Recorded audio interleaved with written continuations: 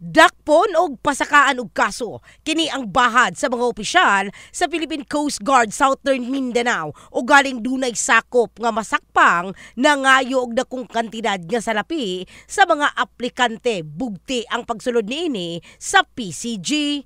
Na kami po dito ay nagpakalat na rin po ng mga tao regarding sa mga ganyang issue. Kasi kami is manghuhuli po talaga kami kahit sino ka man na may tangkang manguha ng pera sa mga aplikante in exchange na makapasok sila. Kasi hindi po namin inaalaw yung mga ganung bagay dito. Hindi po kami nagpapabayad. Lahat po yan ay libre. Anyone po can apply. Wala po tayong sinasabi ng mga mag-prioritize ng mga tao para lang in exchange sa pera. Giklaro ni Coast Guard Lieutenant Jesmar Dasas, spokesperson sa PCG Southern Mindanao, tanan buot mo apply ang maka-apply kung sila ang kwalipikado. Butyag usab ni Benjamin Terasol, usa sa aplikante sa PCG, naglaom siya nga makasulod sa organisasyon ug siya ang miagi sa saktong proseso. Nag-apply ko kay gusto dun ako makasulod diri nga sa agency or kung mahimong Coast Guard po. Unsang ka-lisod sa pag-apply sa Coast Guard?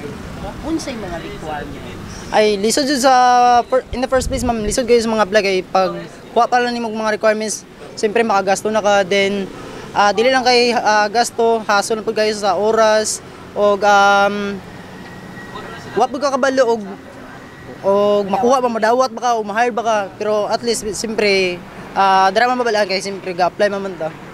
Ang lakang sa PCG Southern Mindanao ang nag-ugat sa issue sa gikaingon nga pagpangayo og 150,000 pesos sa usa ka miyembro sa PCG sa Zamboanga sa usa ka aplikante atol sa gihimong nationwide recruitment cycle alang sa calendar year 2024. Ang pag-hire og dugang 4,000 ka personahe ang aron makabot ang nagkataas nga demand sa maritime security ug pag-perform sa ilang ubang functions in the heart of changing lives.